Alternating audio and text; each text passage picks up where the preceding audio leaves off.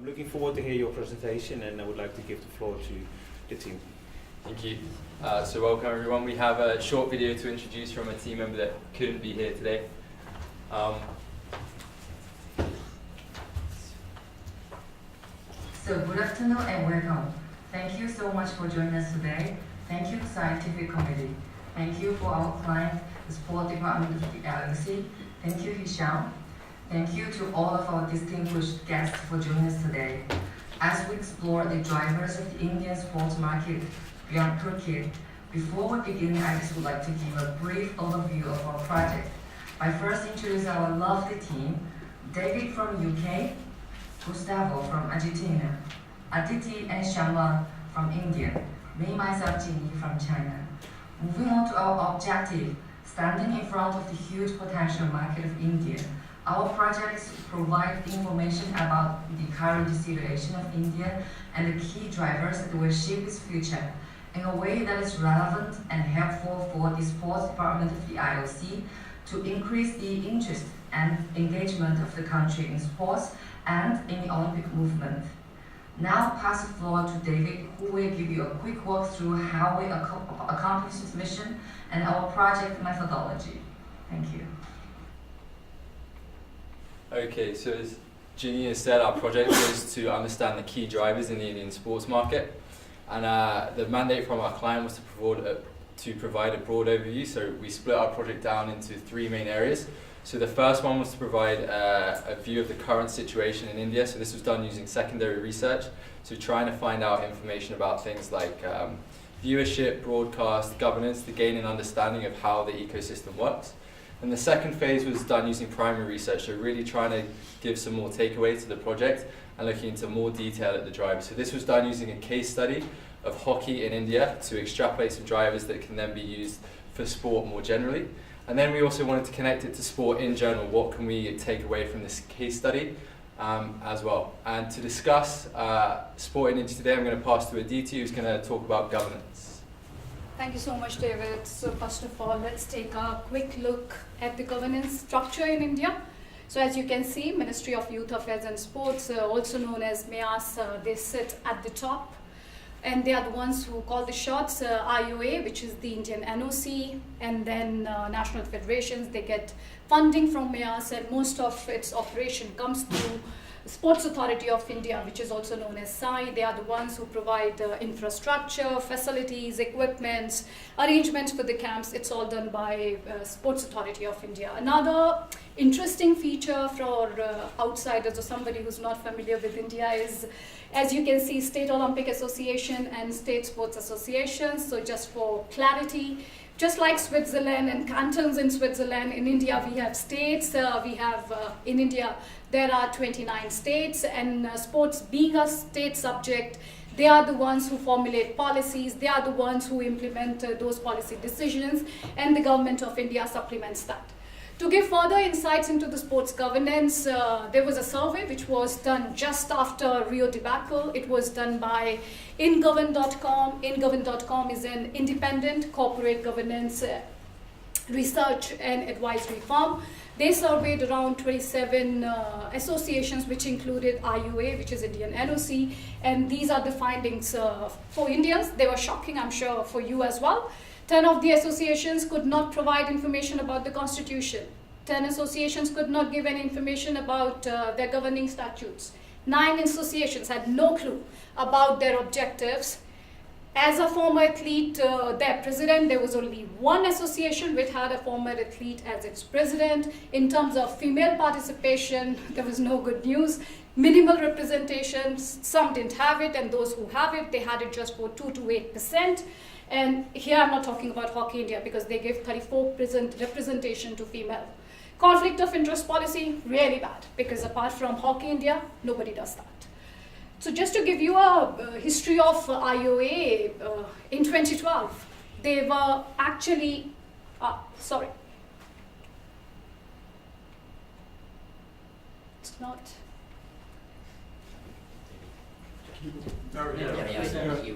Yeah. So IOA was suspended by the IOC for not adhering to good governance practices.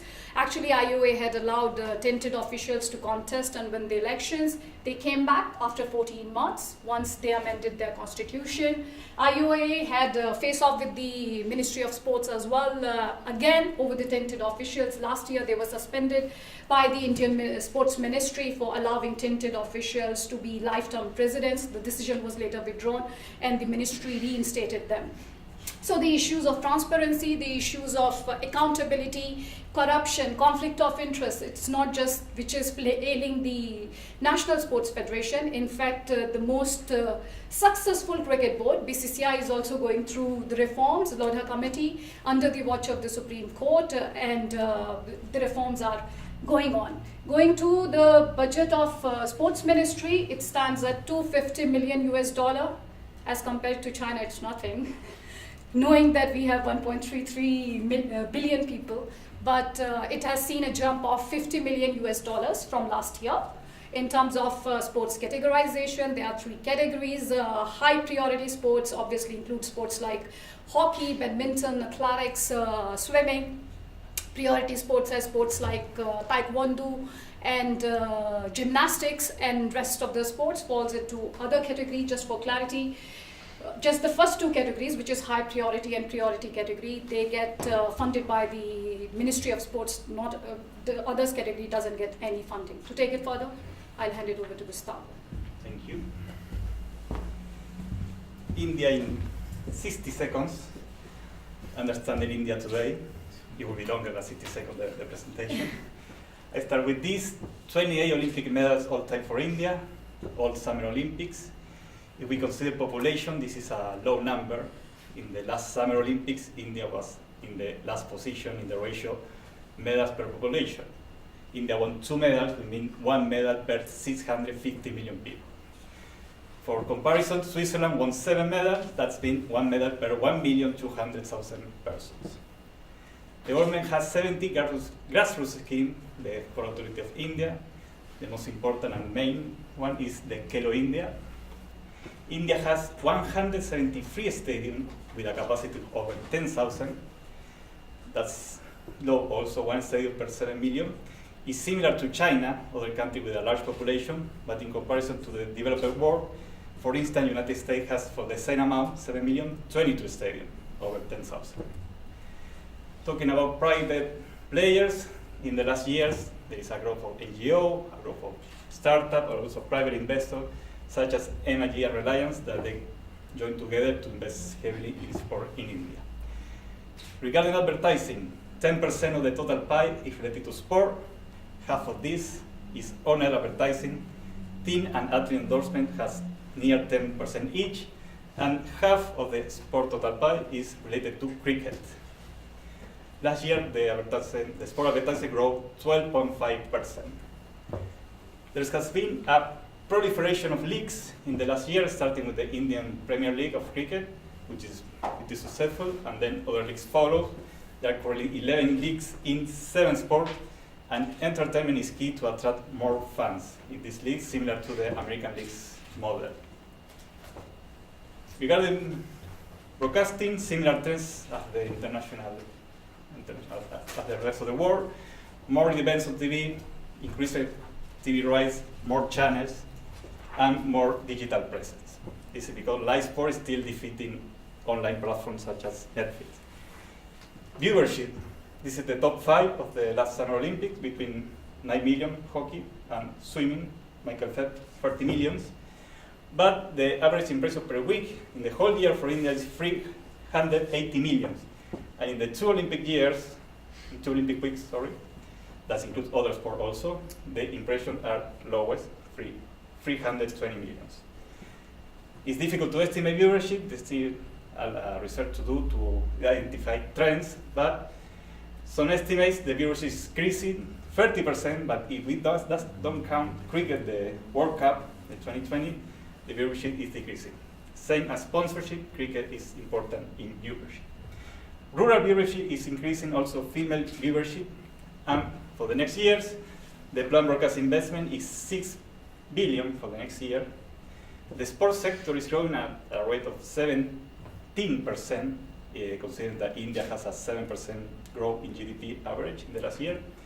And the increase on spending on recreation is expected to grow 9%, from 5 to 9% in 2025, because of the increase in the middle class in India. And this is a good opportunity to sport. For phase 2, here's Shaman. Thank you, Gustavo. After we did a very broad, cutting across all sections, study of India, what we did next was to drill down into one particular sport and study it in more depth with primary research. So the case study that we chose was the case study of hockey. Why did we choose hockey? I'm sorry, the graph has, there's an issue. But the hockey in India was very popular. India won 6 straight gold medals from the 20s to the 60s. But after that, the performance of the Indian hockey team started declining all the way to 2008, where they did not qualify for the Olympic Games. But in recent times, it has started growing up and it has come back on track. It achieved a world ranking of 5th in 2016. So this fall and then rise again provided a good opportunity for us to understand what doesn't work and what works in India. To further narrow down the scope, we chose 3 main areas, which were governance, league development, and infrastructure, as we found a sports development framework which classifies these as the inputs to a sports systems rather than the output, which is the frequency of participation and the achievements. How did we go around doing this? We interviewed 15 people, the key stakeholders, the players, 2 former captains, Dhanraj Pillai, Viren Raskina, current and former coaches, the key administrators, Mr. Batra, who was the former president of Hockey India and the current CEO, Elena Norman, and Mr. Vijay Goyal, who is the sports minister of India. We conducted interviews with all these 15 people and we collated their findings. We took the themes which are recurring and we drew conclusions out of those. In terms of league, the main conclusions that we could draw was that there was a huge influx of expertise. It was a very successful league, so the best coaches, the best players were playing in India with the junior teams, with the current players, and that provided a huge growth to the current players. There was also huge support in terms of finances for the players. The players before the league did not have very stable financial backings, but the league, which was able to draw sponsors and broadcasters, was able to generate financial support for players, and which makes them consider hockey as a viable career option. However, the impact of the league on the grassroots was very limited. The money that was coming in was not being reinvested by the teams or by the league in grassroots development. But there is scope of doing that in the future. It's just been 4 years of the league, and in those 4 years, Hockey India has removed its dependency on the government funding, as Aditi talked in the first slide, and now is self-sufficient thanks to the league, and there is potential to invest that money into grassroots development in the future. There's also an increase in popularity. A lot of people are viewing the league, and that is always good for the future of the sport. In terms of the infrastructure, one key change that happened in the 60s, where we saw the decline, was the Hockey Federation changed its rules from a grass ground to an artificial turf, which changed the dynamics of the sport. It became a more strength-based sport rather than a skill-based sport, and that came out in a lot of interviews as the main reason why the decline got triggered. An Indian team was never able to adapt, both in terms of style and in terms of infrastructure creation of artificial turfs. However, now they are at a good level. In the last few years, a lot of infrastructure development has taken place, and we have now 150 artificial turfs which are available throughout the country. 150 might seem like a big number, but in a country the size of India, it's still small. And that is what was another finding. The grassroots infrastructure is lacking. There was people in rural areas, people in smaller cities still do not have access to even good grass grounds leave our own artificial turfs.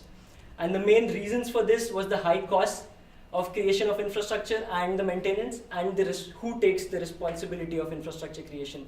As Aditi mentioned earlier, sports is a state similar to a canton subject in India, and getting them all to work together to actually promote a sport is creating an issue. To talk about further, I'll pass it on to Aditi. Thank you, Shyam. So the question is, what drove the change in infrastructure and what led to the rise of leagues? And the answer is obviously here. Answer was given by actually Abhinav Bindra. For Indians, we value him a lot because he's the lone individual gold medalist, and he said Hockey India, when it comes to governance, is miles ahead. So what has Hockey India done? They have professionalized the setup. They hired an Australian CEO in 2011. They hired high performance directors, scientific advisors. So a lot of foreign expertise came in, though I would like to clarify, they are paid by the Indian government and not by the Federation, but Federation tried for them. A lot of emphasis was laid upon good governance practices, where there is a clear segregation of governance from administration. A lot of emphasis was laid on getting the jobs to the players. There was recognition of the fact that the players are one of the main stakeholders. So a lot of work was done by the Federation in that sense as well. And as Elena Norman, the CEO, says that they are emphasizing a lot on transparency and accountability. And as I told you in the first phase, they have taken care of conflict of interest policy. Another point which can be spoken about here is, and key is their coordination with the government. As Mr. Batra says, that they have been really proactive. You cannot sit on proposals. You cannot wait for the government to come and tell you what needs to be done, what kind of facilities they can provide. It's the Federation which has to take the initiative and speak to the government. Apart from this, there has been regular championships, be it under 14, under 16 or under 21. As Mr. Harinder Singh, he's the coach of World Cup winning junior team last year. He says it has allowed for the constant supply of quality players at the elite level. And one more thing which the Federation has done is to take big tournaments to India. They had Junior World Cup last year. They are going to have World Cup and World League final next year. So this allows for engagement with the fans, and as Mr. Batra says, 100 days important. And talking about the role of the central government, when I spoke to the sports minister, he emphasized a lot on broad-basing the sport, which has been a big issue. The government is thinking of making sports mandatory at schools. They are running various schemes and the campaigns. India would be hosting under-17 FIFA World Cup. So just to engage the masses, they are running this Mission 11 Million campaign, in which they are trying to engage 11 million kids with the football. The government is also running a scheme under which they are trying to identify 1,000 sports persons every year, and they are going to help those sports persons to deliver the maximum. Apart from this, the government is also running their talent portal, which would allow them to get access to people or the talent in the remote and the tribal areas. The government is also ensuring that the national policies, which are more in relation to the job creation, they are merging them with their sporting aims. So that is also being done by the government. The government, in the first phase, I showed you the survey, 41 federations out of 48 were put on notice by the government for not adhering to good governance practices. So what the government is doing, making sure that the federations really religiously follow the sports code, and the new code is due, but internal feuds, as you can see in Mr. Goel's quote here, it has been a problem with sports governance. There are factions, various factions, so they are taking care of it. Still few federations like gymnastics and basketball where it needs to be sorted. Modi effect. I am sure people from IOC and even others would remember Prime Minister Modi's pictures with Thomas Bach, IOC president, and he has been taking active interest in sports. He's talking about sports persons and sports in general, and eyeing the Olympic Games. Moving to the recommendations, I'm sure this slide looks very, very basic. Everybody would say, oh, what's new in this? But sometimes, as they say in sports, when things aren't going your way, it's important to go back to the basics. So the key here, if you want your sport to succeed, good governance, you need to professionalize the setup, and you need to take care of good governance, which I'm sure the government is going to go ahead a step further with the new sports code. To take it further, I'll give it to David. Thank you, Aditi. So as Aditi has said, we wanted to take some of the findings from hockey and extrapolate it to sport. So for example, in infrastructure, as we've talked about, centralizing the building of infrastructure, so creating more cooperation between state and federal governments, as well as upgrading facilities and using to the best extent. It's also really important when building new facilities. We've often seen in big events that infrastructure is built and then it's not really used in the long term. So making sure that government works with federations to create future use programs for the infrastructure, and also sharing costs by developing public-private partnerships with companies such as Tata and IMG Reliance, and then building multi-purpose facilities. So they don't always need to be elite level, they can be shared between sports, and they can be things like half pitches as well. And then for leagues, we've seen that they're very useful for providing financial support to the players, but this can still go further, so developing lower leagues as well as just one league at the top, and also making sure that these sports people have a role in the administration afterwards. And then one thing that they haven't been very good at is actually engaging with grassroots as well. So one of the things that leagues should do is create grassroots programs, create junior leagues, as well as community outreach programs to engage youth in sport. And the other thing that was very useful with the leagues was that they provided year-round engagement with sports. So the only sport this happens with in India at the moment is really cricket, because they have international matches. So if leagues are expanded to be whole year or just weekends as well, then this can provide greater viewership for more sports. And then in terms of grassroots, building in grassroots, federations working with schools and government to bring sport to schools is very important. Again, developing grassroots through the leagues and working with public-private partnerships. And then also, we've seen with cricket that inspiration of the stars is extremely important in India. So making sure that the stars of the leagues, the stars of different sports are engaged with youth, do have programs where they can be connected as well. But obviously with all these, it's very important that there is also a will to implement the recommendations. So to finish the presentation, we have a small statement from Mr. Vijay Goel, who is the Sports Minister of India. Do you see Olympics coming to India at some point? I think, of course, with the Prime Minister's on the head of the affairs, I think one day India will organize Olympics. Is that your dream as well, as a Yes, sports minister? Of course. We want Olympics to be held there also. So as you can see, there is also a real drive to build sport in India as well. So with that, we'd like to invite any questions as well.